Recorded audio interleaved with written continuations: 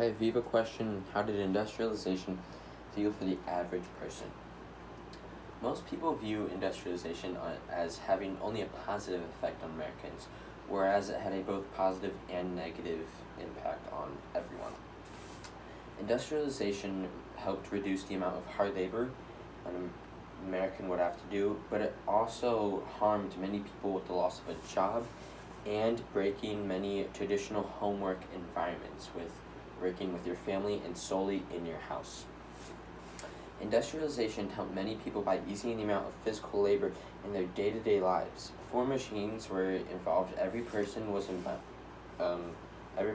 responsible for growing, harvesting, and cooking their own meals and food, and that was very cumbersome and very hard to do.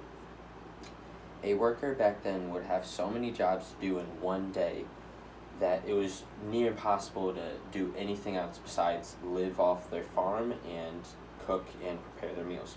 Today, with the help of machines, we can do the same thing every day as in working, while we just need to go to the store once a week and get our food. Back then, everyone was working for themselves and couldn't really master one skill, but was more of a jack of all trades. They would really not have that much time to master woodworking or carving or leather work, so they could really only be semi-good at each one of those. Physical work takes more time and energy, that their days were filled with work and no one was able to have hobbies and learn specific skills in their days that would help them make more money or even, get a better job. According to Joe Moker, he said they were on the brink of physical starvation most of their lives. So now that machines could do the hard, labor-intensive jobs, people had much more time on their hands and could make more money and even become specialists on a certain field of work. So they could be those carvers and leather workers and, work in like a bakery and make bread and cakes and all that. This new money led to wealth, and wealth leads to health, which makes the population grow up so that little towns can become villages, and those can become big cities that bring in new people to make the economy grow, and it's all a helping, working economy. Industrialization also led down to many violent responses because of the loss of jobs. Many skilled craftsmen lost profits because the machine could produce more of that item, and the craftsmen would then be out of a job and have no other way to make money because they spent all their time in past years learning how to become a craftsman. And when a machine can make just as good of a piece of work faster and more efficiently and make more of them, there'd be no reason to buy from the small person when you can manufacture more and buy more at one time.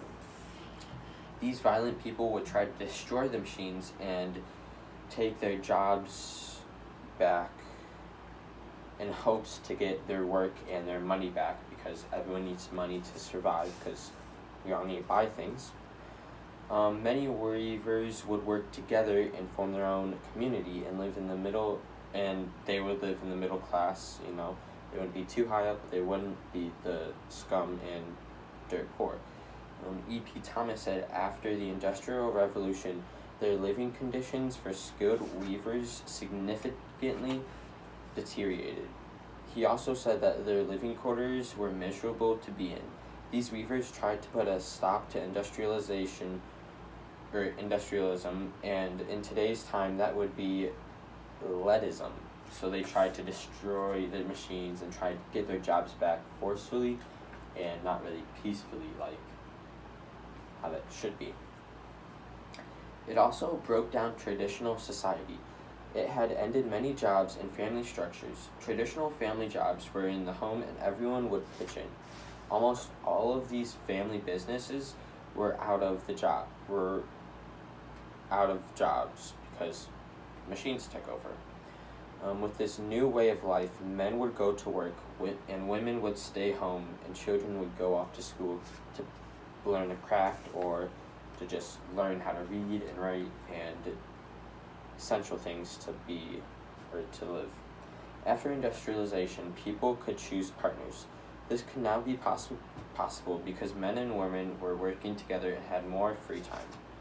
This also led to advertising such as Coca-Cola and would help all and back then Coca-Cola would help all nervous system infections, and now it's a common drink that you would drink with a sandwich or just in any meal. And now that everyone could mass produce products, advertising was such a big deal because if you weren't getting your name out there, no one would know about you, so your business would flunk. But if you advertised, got your name out there, people knew you as a home brand, like Oreos. Nobody wants an off-brand Oreo. Those aren't nearly as good, let's be honest. So if you eat the real thing, people that gets stuck in their head, and people just always remember Oreos. Those are in the store, the best cookie. Gotta get those. So industrialization was a good and bad thing in many different ways. It helped cut back the amount of labor, but also destroyed tradition and led to violent weavers and other workers. Adios.